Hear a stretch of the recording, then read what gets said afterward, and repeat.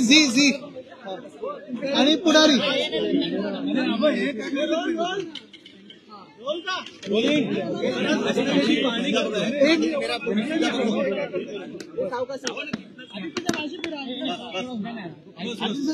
आपण साधारणपणे आज आपण पाहतोय गेल्या 1 महिन्यापूर्वी देखील वरळीच्या रस्त्यांची कामं जी थोडीफार घेतलेली मागच्या गेल्या 2 वर्षांमध्ये त्याची आज पाहणी करत आहोत।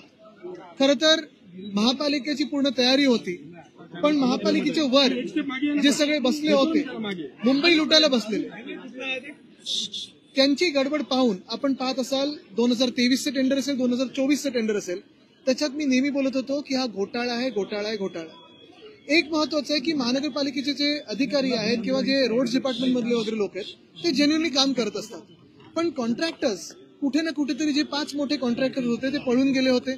आपल्याला आठवत असेल 15 जानेवारी 2023 या दिवशी मी पत्रकार परिषद घेऊन हा रस्त्याचा घोटाळा लोकांसमोर आणलेला होता। 2024चं पण टेंडर तसंच होतं आणि आता अधिवेशनाच्या काळात ज्याच्यात नगरविकास मंत्री 5 मिनिटं येऊन पळून गेले त्या बैठकीत देखील अगदी मुंबईचे पालकमंत्री असतील किंवा मुंबईचे इतर आमदार असतील सत्ताधारी आमदार हे सांगत होते की आम्हाला जिथे जिथे निवडणुकीपूर्वी नारळ फोडायला लावला भूमिपूजन दाखवलं तिथे कामं तर सुरू करा। आणि आम्ही सगळेच बोलत होतो की मुंबईत जे रखडलेले रस्ते आहेत ते पावसाळ्यापूर्वी पूर्ण झाले पाहिजेत। 2-3 प्रमुख मागण्या होत्या माझ्या। पहिली मागणी माझी आयुक्तांकडे ही होती आणि ती अजूनही आहे, त्याचे कागदपत्र आता मी त्यांना पत्र लिहिलेलं आहे की मुंबईच्या घोटाळ्यांमध्ये ऍडव्हान्स मोबिलायझेशन फंड जो असतो 10%चा जो आधी कधीही नव्हता तो एशन्सी गटांनी द्यायला सांगितला होता, तो कॉन्ट्रॅक्टर्सला दिला आहे की नाही। दुसरं म्हणजे जे कॉन्ट्रॅक्टर पळून गेलेत किंवा त्यांनी थोडं धीमं काम केलेलं आहे त्यांच्याकडून जी काही पेनल्टीची रक्कम आहे ती आकारली गेली आहे की नाही। तिसरी गोष्ट आणि मागणी आमची सर्वांचीच होती आणि जी माझी आधीपासून होती की ज्या छोट्या गल्ल्या आहेत ज्या साधारणपणे रुंदी छोटी आहे त्याची तिथे कॉन्क्रिटीकरण नको, ते तर मुंबई महानगरपालिकेने आयुक्तांनी मान्य केलेलं आहे की आता मायनर रोड्स कॉन्क्रिटीकरण होणार नाही। पण एक महत्वाचं आहे की आपण अनेक ठिकाणी पाहतो वरळीत असेल वांद्र्यात असेल ही सगळीकडे कामं उघडलेली आहेत, पण ह्याच्याने जास्ती त्रास बँड्रा वेस्ट मला वाटतं जवळपास 33 रस्ते उघडून ठेवलेत, कोणाच्या आदेशावर ठेवलेले आहेत, का दिरंगाई झाली माहिती नाही, जबाबदार आमदार खासदार माहिती नाही, काही म्हणजे नगरसेवक तर नाहीच।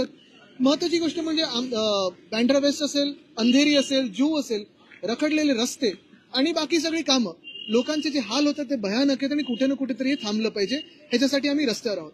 तसंच अजून एक धोक्याची घंटा ही आहे की आता वरळी शिवडी कनेक्टरसाठी एल्फिन्स्टन ब्रिज हा पाडला जाणार आहे।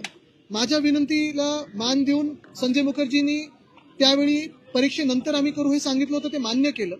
पण माझी ही पण विनंती राहील पुन्हा एकदा आणि आग्रह राहील की जोपर्यंत गणपतराव कदम मार्ग पूर्ण होत नाही, आर्थर रोड जेलचा मार्ग पूर्ण होत नाही तोपर्यंत एल्फिन्स्टन ब्रिज पाडू नये। 31 मे पर्यंतचे डेडलाईन खरं तर दिले आहे, मात्र एक पहिलं मराठी होऊन जाऊ दे मग हिंदीत बोलतो।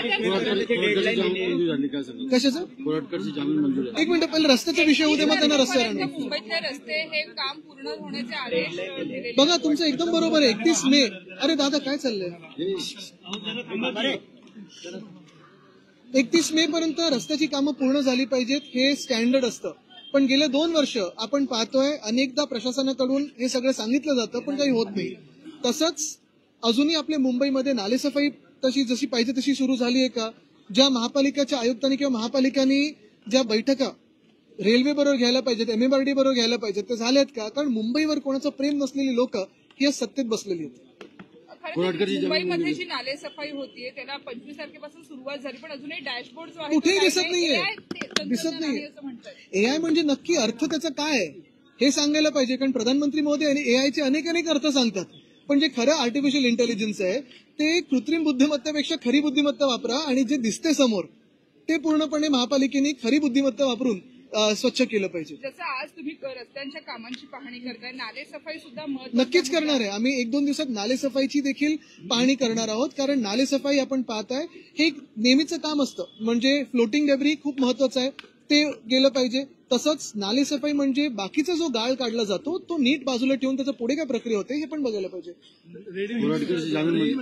कशाचं रेडीमिक्सच्या द्वारे लवकरात लवकर ही कामं पूर्ण करण्याची काल आदेश दिले. स्वतः काल अभिजित बांगर हे रात्रीचं नाही बघा तुम्ही आता एक काय आहे ना की आता डेडलाईन जवळ आली म्हणून नुसतं थुकपत्ती करून चालणार नाही. आपल्याला खरी जेन्युइन कामं करायला पाहिजेत आणि म्हणून हे जे काही कॉन्क्रिटीकरण इतर मुंबईत झालेलं आहे ते कुठच्या दर्जाचं आहे काय नक्की झालेलं आहे हे पण आपण पाहायला पाहिजे. कारण अनेक ठिकाणी आपण पाहतोय की कॉन्क्रीटचे रस्ते आता म्हणजे आपल्याला आठवत असेल डीएन नगर मार्ग जो आहे तिथे म्हणजे पूर्णपणे ते अंधेरी स्पोर्ट्स कॉम्प्लेक्स पर्यंत तिसऱ्यांदा खोदून ठेवलेलं आहे. काही काही ठिकाणी अनेकदा खोदून ठेवलेले रस्ते आहेत. पण नगर विकास मंत्री जे यशस्वी गटाचे आहेत जे 2 वर्ष मुख्यमंत्री पण होते त्यांचा घोटाळा त्यांचे खिशे भरलेत पण रस्त्यांमध्ये अजूनही कुठे माल भरला नाही. ठाण्यामध्ये देखील अशी एक मिनिट पूर्ण होऊन दे ना मग मी अनेक रस्त्यांची कामं ही कोणती टेंडर पार करण्याची झालेली आहे. ठाण्यामध्ये तो जो कोपरी पूल होता त्याची क्वालिटी काय जरा बघून घ्या. तर 6 महिन्यात फुटायला लागलेला आहे क्रॅक्स यायला लागले. जसं यशस्वी गटाची क्वालिटी तसंच ते रस्त्यांची क्वालिटी झाली आहे. कोराटकरची जामीन मंजूर झाली काय सांगाल म्हणजे आता मुख्यमंत्री त्यांचे एवढे जवळचे आवडते असल्यामुळे हे सगळं राज्यात चालू आहे. म्हणजे ह्याच्यातून एक महत्वाचा मेसेज त्यांनी देशाला दिलेला आहे की आमच्या महाराष्ट्रामध्ये तुम्ही छत्रपती शिवरायांचा अपमान करू शकता तुम्ही महात्मा ज्योतिबा फुलेंचा अपमान करू शकता तुम्ही सगळ्यांचा अपमान करू शकता महापुरुषांचा आणि भाजपचं सरकार असेल तर सगळं काही चालू शकतं. संदीप देशपांडे धमकी मिळाली मात्र आयुक्त मॅच बघायला होते या संदर्भात काय संभाजीनगरमध्ये पाणी आहे मात्र छत्रपती संभाजीनगर असेल किंवा आपण पाहतोय मुंबईची देखील पाण्याची टंचाई तशीच आहे. आत्ताच आपण ऐकलं असेल पाण्याचा दाब हा अनेक ठिकाणी येत नाही अनेक चाळींमध्ये अजूनही पाणी चढत नाही. काल पण मी आयुक्तांना विचारलं की पाण्याच्या प्रश्नावर उत्तर काय आहे तर ते आहे आणि छत्रपती संभाजीनगरमध्ये मला वाटतं आता जवळपास 11 की 12 दिवसांत पाणी यायला लागले. लोक रस्त्यावर उतरले तर परत हे लाठीचार्ज करतील यांच्यावर. पण कुठे ना कुठेतरी हा जो लोकांचं एक फ्रस्ट्रेशन बिल्डअप चाललंय त्याचा उद्रेक कुठे ना कुठेतरी होणार आहे. संदीप देशपांडेची धमकी मिळालेली आहे.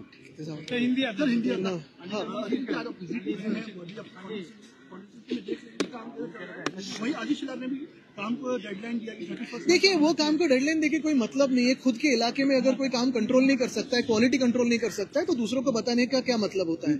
उन पे मैं बात नहीं करता क्योंकि आज भी मेरी ये मान्यता है कि उनको थोड़ी साइकोलॉजिकल हेल्प की जरूरत है. जैसे उनको डिपार्टमेंट्स दिए बहुत शौक में है.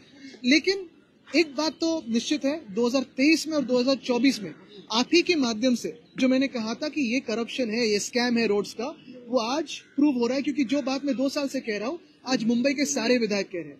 मैं मेरा सौभाग्य मानता हूँ कि मेरे अभी वर्ली में जो अधिकारी है वो अच्छा काम कर रहे हैं और उन्होंने रोड की क्वालिटी भी अभी ठीक से कर रहे हैं. लेकिन मुंबई में काफी सारे ऐसे इलाके हैं अगर आप देखें तो वर्सोवा हो अंधेरी हो बांद्रा वेस्ट हो जहाँ बहुत सारे रास्ते खोद के रखे बहुत सारे रास्ते जो बन चुके हैं वहां वापस क्रैक्स दिखने लगे. और अगर क्रैक्स की ही बात करें तो जो कोस्टल रोड जो हमने बनाया जो हमारा सपना जब तक पूरा हो रहा था तब तक इनकी सरकार आ गई और जो रोड्स की क्वालिटी थी आपने देखी कैसे डिटेरियोरेट होगी. तो कहीं ना कहीं जांच तो होनी चाहिए. हम देखिए महंगाई बढ़ते जा रही है वापिस से 50 रुपए महंगा हो जाए. लेकिन जो 2012-13 में आंदोलन कर रहे थे वो कहीं दिख रहे नहीं है. जो सिलेंडर लेके बैठते थे रास्तों पे हम भी उनके साथ बैठे थे आज भी हम रास्ते पे हैं लेकिन वो तो हवा में चल रहे. और बात यही है ना कि अगर आप देखें तो उस दिन भी मैं कह रहा था 2 अप्रैल को कि ट्रम्प के टैरिफ हम पे लागू हुए हैं. दुनिया में हर कोई देश इस पे ही बात कर रहा था चर्चा कर रहा था कि इसकी इकोनॉमी पे क्या इम्पैक्ट होगा. लेकिन हमारे सरकार ने क्या किया भाजपा की सरकार ने क्या किया टैरिफ पे बात नहीं बेरोजगारी पे बात नहीं महंगाई पे बात नहीं सिलेंडर पे बात नहीं. बात किस पर तो हिंदू मुस्लिम पे. क्योंकि अगर हम बच जाए तब हमारी जेब कट भी जाए जेब तो कोई फर्क नहीं पडता सरकार को.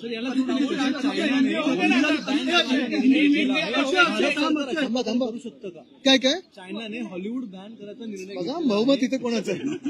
चायनाने हॉलिवूड बॅन करायचा निर्णय घेतलेला आहे. भारत सरकार अशा प्रकारे कडक निर्णय घेऊन बघा तुम्हाला सांगू का आपल्या देशाच्या जे केंद्र सरकार आहे पहिलं सांगितलं होतं पाक ऑक्युपाईड काश्मीर POK 6 महिन्यात घेणार. हे 2014 पासून आम्ही ऐकतोय. 2014 पासून 11 वर्ष झाली. 6 महिने ह्या नवीन सरकारचे होऊन गेले पण पाक ऑक्युपाईड काश्मीर बद्दल मोदी साहेब काय एक शब्द बोललेले नाही. ते योगीजीच बोलले होते. त्याच्यानंतर दुसरी गोष्ट म्हणजे चायनाला आपण लाल आंख दाखवणार होतो. चायनाने कितीतरी हजारो एकर आपली जमीन कब्जा केलेली आहे पण आपण काही बोलू शकलेलो नाहीये. आता ट्रम्प टॅरिफ म्हणजे टॅरिफ समजतात की तारीफ समजतात हे पण आपल्याला माहिती नाहीये. आणि प्रॉब्लेम हाच आहे की तसं एक हिमतीचं सरकार आपल्या देशात नसल्यामुळे कोणालाच भीती राहिली नाहीये. दीपक केसरकर यांनी हा थांबा आवडता विषय. दीपक केसरकर यांनी थोड्या वेळात एक हे घेतली, पत्रकार परिषद घेतली आणि सांगितलेलं आहे की जे कोकण प्राधिकरणात करार निघालेले आहेत त्यांचं कोकणावर वेगळी प्रेम आहे. आणि मी जेव्हा अर्थमंत्री होतो त्यावेळी मी एक काजूच्या संदर्भात एक धोरण मांडलं होतं, ते देखील त्यांनी 2.5 वर्ष मंजूर केलं नाही, असं त्यांनी आरोप केलेले आहेत कोकणावरून. मला वाटतं पहिलं त्यांनी अजूनपर्यंत लहान मुलांना युनिफॉर्म का नाही मिळालेत आणि त्याच्यात काय अर्थकारण होतं हे सांगावं जनतेला, मग बाकीची उत्तरं आम्ही द्यायला तयार आहोत. पावसाच्या आधी रोडवर खड्डे दिसत आहे, त्याच्याबद्दल काय सांगाल? आता तेच 2 वर्ष मी बोलत आहे. पूर्ण महाराष्ट्राची अर्थव्यवस्था ह्या सरकारने खड्ड्यात टाकलेली आहे.